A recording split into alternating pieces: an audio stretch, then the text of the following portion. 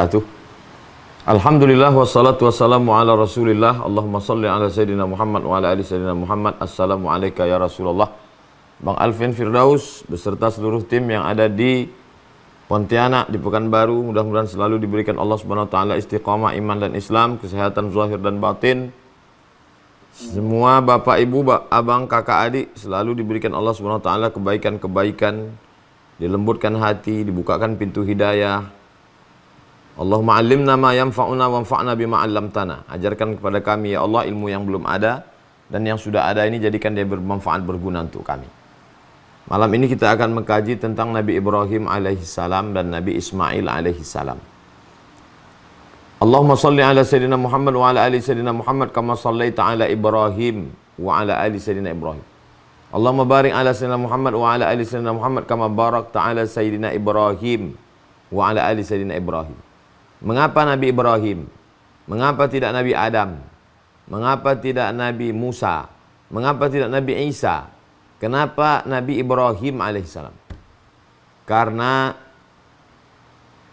orang Yahudi mengagungkan Nabi Musa. Orang Nasrani mengagungkan Nabi Isa. Orang Islam adalah menerima kenabian Sayyidina wa Maulana Muhammad sallallahu alaihi wasallam. Ketiga-tiganya ini, Nabi Musa, Nabi Isa, Nabi Muhammad SAW, nanti bertemu titiknya pada Nabi Ibrahim alaihissalam. Kan tiga-tiganya juga ketemu pada Nabi Adam, betul, Adam di atas, tapi yang terdekatnya Ibrahim. Nabi Musa alaihissalam bersaudara kandung dengan Nabi Harun alaihissalam. Mereka ini adalah keturunan Imran. Imran ini anak Nabi Yakub. Yakub ini anak Nabi Ishak. Ishak anak Nabi Ibrahim alaihissalam. Berakhir pada Ibrahim. Nabi Isa itu anak dari Maryam.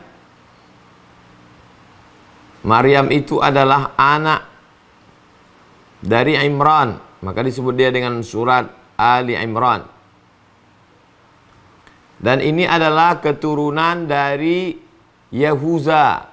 Yahuza itu adalah saudara kandung Nabi Yusuf alaihissalam. Nabi Yusuf anak Nabi Yakub. Nabi Yakub anak Nabi Ishak. Nabi Ishak anak Nabi Ibrahim alaihissalam. Nabi Musa dengan Nabi Isa ketemu nasabnya pada Nabi Ibrahim alaihissalam. Sekarang Nabi Muhammad SAW. Muhammad, anak Abdullah, anak Abdul Muttalib, anak Hashim, anak Abdi Manaf, anak Qusay. Keturunan dari Adnan, keturunan dari Ismail, keturunan dari Nabi Ibrahim alaihissalam. Jadi puncaknya ada pada Nabi Ibrahim. Ibrahim punya anak Ishak, Ishak punya anak Yakub, Yakub punya anak Yusuf, Yusuf punya saudara Yahuza. Keturunan Yahuza ke bawah ini adalah Zakaria, Yahya.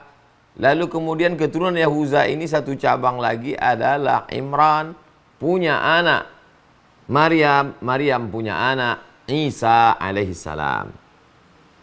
Jadi bertemunya pada Nabi Ibrahim alaihissalam.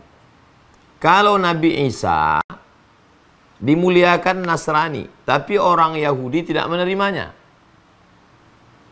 Maka Nabi Ibrahim diterima semua kalangan. Diterima di kalangan Yahudi, diterima di kalangan Nasrani. Di dalam sholatnya umat Islam disebutkan 4 kali. Kama sallaita ala Ibrahim wa ala ali Sayyidina Ibrahim, kama barakta ala Ibrahim wa ala ali Ibrahim. Bukan hanya sekedar Ibrahimnya, tapi ali Ibrahim, keluarga Ibrahim. Mengapa Ibrahim? Jawaban yang pertamanya, pertemuan 3 nasab pada Ibrahim alaihissalam. Jawaban yang kedua adalah bahwa Nabi Ibrahim itu sempurna dalam menempuh ujian hidup. Ujian yang pertama, berhadapan dengan ayah kandung. Nabi Muhammad SAW tidak bertemu dengan ayahnya. Nabi Ibrahim alaihissalam, wa idh qala Ibrahimu li abihi Azara. Ingatlah ketika Ibrahim berkata kepada bapaknya Azar, atattakhidhu asnaman alihah. Mengapa engkau menjadikan patung berhala sebagai Tuhan? Bertemu face to face, berkonfrontasi. Apa kata bapaknya menjawab? La illam tantahi, kalau kau tidak berhenti menceramahi aku, la arjumannaka, aku lempar kau pakai batu sampai mati. Wahjurni maliya, tinggalkan aku, pergi jauh-jauh, enggak usah jumpa lagi. Apa jawab Nabi Ibrahim? Sa'astaghfiru laka rabbi, aku akan mintakan ampunmu kepada Allah. Innahu kana bi hafiyya, Allah itu mengabulkan doaku karena aku dekat dengan Allah Subhanahu wa taala. Salamun alaika, keselamatan untukmu hai ayahku. Jadi ujian yang pertama manusia berhadapan dengan keluarga dekat. Makanya Nabi Muhammad SAW ketika turun wahyu diperintahkan untuk keluarga dekat dulu. Wa anzir ashiratakal aqrabin, berikanlah peringatan kepada keluarga-keluarga dekatmu. Hai penduduk Makkah, seandainya ku katakan di balik Jabal Abi Qubais ini ada pasukan musuh yang akan menyerang kita, apakah kamu percaya? Shadaqnaka, kami percaya kepadamu. Seandainya ku katakan ada bala tentara di belakang Jabal Abi Qubais ini yang akan membunuh kita, apakah kalian percaya? Shadaqnaka, kami percaya kepadamu. Seandainya aku katakan bahwa malaikat Jibril sudah datang kepadaku membawakan ayat Iqra bismi rabbikal ladzi khalaq, khalaqal insana min 'alaqin, Iqra wa rabbukal akramul ladzi 'allama bil qalam, 'allamal insana ma lam ya'lam. Maka kerabat dekat yang menolak. Apa kata Abu Lahab? Tabban laka ya Muhammad, celaka engkau.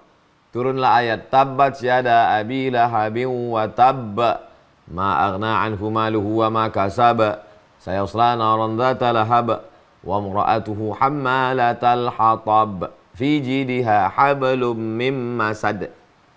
Lulus ujian pertama menghadapi ayah. Nabi Ibrahim tidak melawan. Nabi Ibrahim mengeluarkan kata salamun alaika, selamat untukmu. Sa'astaghfiru laka rabbi, aku akan mintakan ampunmu kepada Allah Subhanahu wa taala.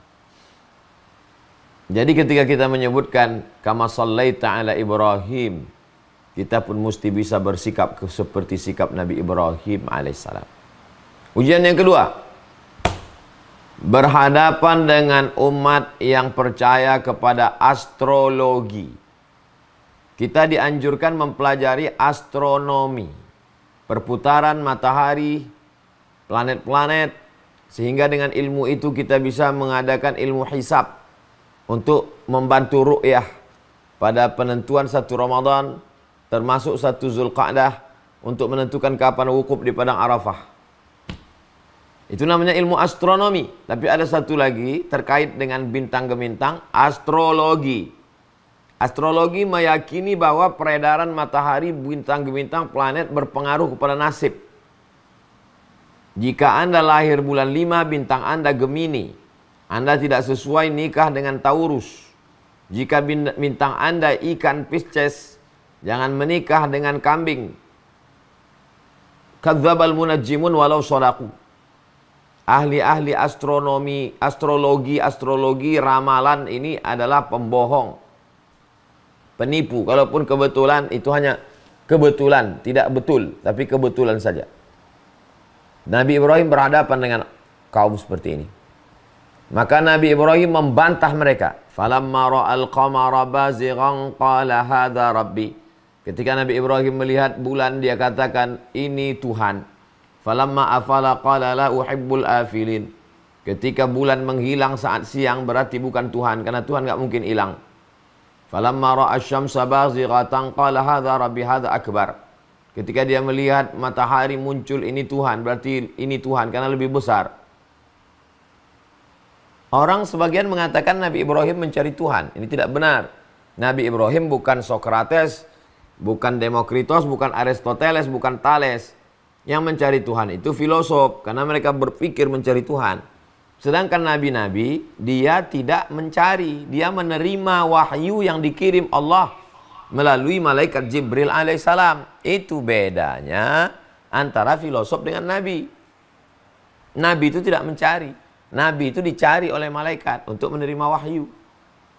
Nabi Ibrahim itu ketika dia katakan ini bulan, ini Tuhan, ini matahari, ini Tuhan, dia sedang membantah argumentasi kalangan astrologi. Dan dia lulus melawan itu. Setelah selesai berhadapan dengan kaum astrologi, Dia ketemu lagi dengan yang ketiga ujian. Berhadapan dengan penyembah patung. Apa yang dilakukan Nabi Ibrahim? Ketika orang kampung sedang pergi memanen kurma, Nabi Ibrahim masuk ke tempat patung-patung itu. Dia hancurkan semua patung-patung yang kecil. Patung yang besar itu dia ambil kampak, dia gantungkan ke leher patung yang besar. Sore mereka selesai panen, mereka lihat berserakan Tuhan-Tuhan mereka. Mereka menangkap Nabi Ibrahim. Tidak ada pelaku lain, pelaku tunggal Ibrahim alaihissalam. Apa kata mereka? A anta fa'alta hadza bi alihatina ya Ibrahim. Apakah engkau yang melakukan ini kepada Tuhan-Tuhan kami ini wahai Ibrahim? Apa jawab Nabi Ibrahim? Bal fa'alahu kabiruhum hadza. Yang melakukannya adalah patung yang paling besar. Fas'aluhu in kanu yantiqun. Tanyalah patung-patung itu kalau mereka bisa bicara. Patung tidak bisa bicara. Tapi Nabi Ibrahim ingin mengajak mereka berdialog, berpikir, pakai akalmu. Sedangkan menyelamatkan dirinya aja dia tak sanggup. Bagaimana dia menyelamatkan kamu? Dia hancur berkeping, dia tidak bisa menolak mudarat. Kenapa kamu minta kepada dia? Kalau memang betul kamu bisa berdialog, tanyalah dia, kata Nabi Ibrahim. Rupanya orang yang kalau kalah otaknya, main ototnya. Tidak selesai dengan argumen mulut, main tangan. Tangkap Ibrahim. Mereka tangkap Nabi Ibrahim. Mereka hidupkan, nyalakan api, bakar dia, harriquhu, bakar dia. Ketika mereka memasukkan Nabi Ibrahim ke dalam api, tabiat api membakar. Allah merubah tabiat api yang membakar menjadi dingin. Ya nar, wahai api, kuni, jadilah engkau wahai api bardan, sejuk, wasalaman, selamat, ala Ibrahim. Keluar Nabi Ibrahim dari api unggun dalam keadaan menggigil kedinginan. Karena bardan kata Allah dingin. Andai tidak salaman kata Allah mungkin mati Nabi Ibrahim karena kedinginan. Tapi karena Allah mengatakan bardan wasalaman, engkau dingin tapi engkau selamat. Keluar. Lulus. Berhadapan dengan ayah, lulus. Berhadapan dengan penyembah bintang gemintang, lulus. Berhadapan dengan penyembah berhala, lulus. Ujian keempat. Tidak punya anak. Menikah dengan Sarah. Tidak punya anak. Menikah lagi dengan Hajar. Tidak punya anak juga. Doa Nabi Ibrahim diabadikan dalam Quran. Rabbi habli minas salihin. Rabbi habli minas salihin. Berikan aku anak yang soleh. Sampai akhirnya Hajar mengandung anak. Anak itu diberi nama Ismail. Isma, dengarkanlah. Il, Tuhan. Ismail, dengarkanlah ya Tuhan. Ismail, dengarkanlah, kabulkanlah. Il, ya Allah. Jibrail, Mikail, Israfil, Israel, Ismail. Il, bahasa Ibrani Tuhan. Kabulkanlah ya Allah. Kabulkanlah wahai Tuhan. Ismail. Saking senangnya dia dikasih nama anak itu Ismail. Kata Imam Abul Fida Ismail Ibnu Katsir dalam tafsir Al-Quranil Azim, waktu Ismail itu lahir umur Nabi Ibrahim 86 tahun. 86 tahun minta punya anak. Lalu kemudian 13 tahun sesudah itu, tepat pada umur Nabi Ibrahim 99 tahun. 86 tambah 13, 99 tahun. Istrinya yang diponis mandul, yang tidak akan punya anak itu ternyata melahirkan anak. Anak itu diberi nama Ishak. Orang Yahudi menyebutnya Yitzhak. Yithak artinya tersenyum. Senyum Nabi Ibrahim alaihissalam.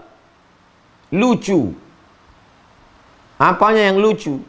Orang semua sudah memvonis istrinya tua mandul, dia pun tidak akan punya anak. Rambut sudah beruban, tulang sudah rapuh. Tapi rupanya kalau Allah berkehendak, innama amruhu idza arada syai'an ayaqula lahu kun fayakun. Makanya kita menyebut wa ala ali Ibrahim. Siapa ali Ibrahim? Ibrahim, Sarah, Hajar, Ismail, Ishak. Sampai turun ke bawah yang soleh-soleh, yang baik-baik. Bukan Israel yang jahat-jahat yang membunuh umat Islam yang ada di Palestina. Tapi keturunan yang soleh-soleh yang baik-baik. Begitulah Allah Subhanahu wa taala menceritakan Nabi Ibrahim alaihissalam. Anak yang sudah ditunggu 86 tahun itu pun mesti diantarkan. Lahir anak itu di Palestina, mesti diantarkan ke Makkah. Bisa dibayangkan 86 tahun ditunggu. Tiba-tiba lahir disuruh antarkan ke Makkah. Rabbi askantu min zurriyati, kutinggalkan anakku fi wadin ghairi dhi zar'in, di sebuah lembah yang tak ada tanaman. Inda baitikal muharram, di samping Baitullah. Kutinggalkan anakku di tengah lembah yang tak ada tanaman, kering kerontang, panas sekali. Lumut tak ada, air tak ada, korma tak ada. Inda baitikal muharram, di samping rumahmu ya Allah. Lembutkan hati manusia untuk datang kepadanya ya Allah. Akhirnya Nabi Ibrahim kembali ke Palestina. Falamma balagha ma'ahu sa'ya, ketika usia anak itu sudah sampai remaja, berpisah dengan anak. Mendapatkannya lama, setelah lama disuruh berpisah. Setelah sekarang dia remaja, lagi ganteng-gantengnya. Ya bunayya, wahai anakku, inni ara fil manam, aku lihat dalam mimpiku, anni adbahu, aku menyembelih lehermu. Fanzur madza tara, apa pendapatmu nak? Apa jawab Ismail? If'al ma tu'mar, laksanakan apa yang diperintahkan Allah. Satajiduni insyaallah minas sabirin. Insyaallah aku termasuk orang yang sabar menerimanya ini. Wa tallahu lil jabin, dibawalah ke altar tempat penyembelihan. Panjang umur sehat badan, kita akan sampai ke Musdalifah. Dari Musdalifah ke Mina. Di Mina tempat melontar jumrah ula wusta aqabah. Di sebelah kanan tempat melontar, tengok sebelah kiri. Ada bukit di atas, ada tiang bulat, tidak terlalu tinggi tiangnya. Di atas tiang itu ada kubah kecil. Di atas bukit, itulah tempat penyembelihan Nabi Ibrahim alaihissalam. Sampai hari ini diabadikan. Tugunya masih ada. Ketika pisau itu sudah sampai, terasa dinginnya di leher Ismail alaihissalam. Fafadainahu bidzibhin azim. Kami tebus dia dengan seekor sembelihan yang besar, domba. Ditebus Allah Subhanahu wa taala. Kau lulus. Kau lulus wahai Ibrahim. Ibrahimnya lulus, Ismailnya lulus, Hajarnya lulus, Sarahnya lulus. Orang-orang yang lulus inilah yang kita selalu pintakan kepada Allah. Kama sallaita ala Sayyidina Ibrahim wa ala ali Ibrahim. Setelah mereka lulus fit and proper test, barulah mereka melaksanakan misi. Wa idh yarfa'u Ibrahimul qawa'ida minal baiti wa Ismail. Dan ingatlah ketika Nabi Ibrahim alaihissalam mengangkat pondasi Baitullah bersama anaknya Ismail.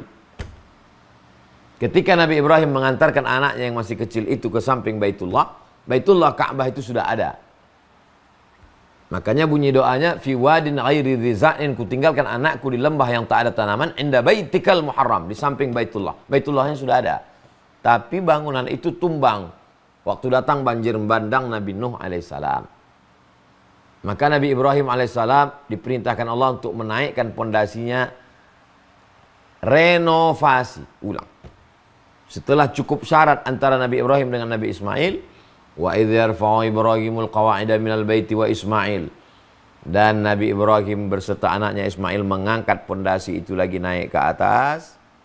Setelah bangunannya selesai, dia berdoa, wa arina manasikana wa tub alaina, tunjukkan pada kami bagaimana manasikana, cara ibadahnya, wa tub alaina, terima taubat kami. Apa kata Allah kepada Nabi Ibrahim alaihissalam? Wa adzin finnas, panggil seluruh umat manusia. Bil haji, melaksanakan ibadah haji. Ya'tu karijalan, mereka akan datang kepadamu walaupun berjalan kaki. Ya'tina min kulli fajjin amiq, mereka akan naik unta. Ya'tina min kulli fajjin amiq, mereka akan datang dari lembah yang paling dalam. Lembah yang paling dalam, lembah yang paling jauh dari kota Makkah, itu adalah Negara Kesatuan Republik Indonesia. Papua itu adalah lembah yang paling jauh. Tapi setelah Papua kan masih ada Korea, masih ada Jepang. Mereka jauh. Tapi yang mayoritas itu kita. Mayoritas itu kita. Jadi kita ini sudah didoakan oleh Nabi Ibrahim alaihissalam. Sudah dijanjikan Allah bahwa kita yang paling meramaikan kota Makkah itu. Ya'tina min kulli fajjin amiq, mereka akan datang dari lembah yang paling dalam, paling jauh. negeri muslim terbesar di dunia, negara kesatuan Republik Indonesia. Maka mesti kita jaga, kita amalkan ini. Bagaimana setiap tahun kita di-refresh lagi, menyegarkan bagaimana amal Nabi Ibrahim alaihissalam. Solat kita, itu di awal solat adalah sifat Nabi Ibrahim. Makana Ibrahimu Yahudian, Ibrahim bukan Yahudi, wala Nasranian, bukan Nasrani, walakin kana hanifan muslima. Sifat Nabi Ibrahim itu pertama hanif, condong kepada kebenaran, musliman, berserah diri kepada Allah. Maka dalam doa iftitah kita itu yang kita baca, wajjahtu wajhiya lilladzi fatara as-samawati wal arda hanifan muslima. Di awal salat menyebut sifat Nabi Ibrahim, di akhir salat menyebut nama Nabi Ibrahim, kama shallaita ala Ibrahim wa ala ali Ibrahim, kama barakta ala Ibrahim wa ala ali Ibrahim. Begitulah hubungan kita sangat erat dengan Nabi Ibrahim alaihissalam. Allah tidak meminta kambing Nabi Ibrahim. Allah tidak meminta onta Nabi Ibrahim. Allah tidak meminta lembu Nabi Ibrahim. Yang diminta Allah adalah yang paling disayang Nabi Ibrahim. Lan tanalul birra hatta tunfiqu mimma tuhibbun. Kamu tidak akan mendapatkan yang terbaik sebelum kamu memberikan apa yang paling kamu cintai. Yang dicintai Nabi Ibrahim adalah Ismail. Karena nantinya ditunggunya selama 86 tahun. Allah tahu, ini yang paling kau sayang Ibrahim, maka sembelih dia. Walaupun pada akhirnya tidak jadi. Karena ditebus Allah subhanahu wa ta'ala. Dan anaknya itu punya anak cucu keturunan Ismail alaihissalam, punya anak cucu keturunan. Lahirlah dia penutup para nabi dan rasul, sayyidina wa maulana wa syafi'ina wa zukhrina Muhammad sallallahu alaihi wasallam. Maka hari-hari ini, sekarang ini bulan Zulqa'dah. Zu punya, Qa'dah duduk. Zulqa'dah duduk, nggak boleh perang. Setelah itu nanti masuk Zulhijjah. Zu punya, Hijjah haji. Zulhijjah bulan yang punya haji, ada haji di dalamnya. Maka kata Nabi SAW, ma min ayyamin al-amalu salihu fihinna ahabu ilallah min hadhil ayyamil ashri. Tidak ada hari dalam setahun yang paling mulia melebihi 10 hari ini. Datang sahabat bertanya, walal jihadu fi sabilillah. Kalau dibandingkan antara beramal 10 hari di awal Zulhijjah dengan jihad fi sabilillah, mana yang paling hebat? Kata Nabi, walal jihadu fi sabilillah. Jihad pun tidak bisa mengimbangi amal 10 awal ini.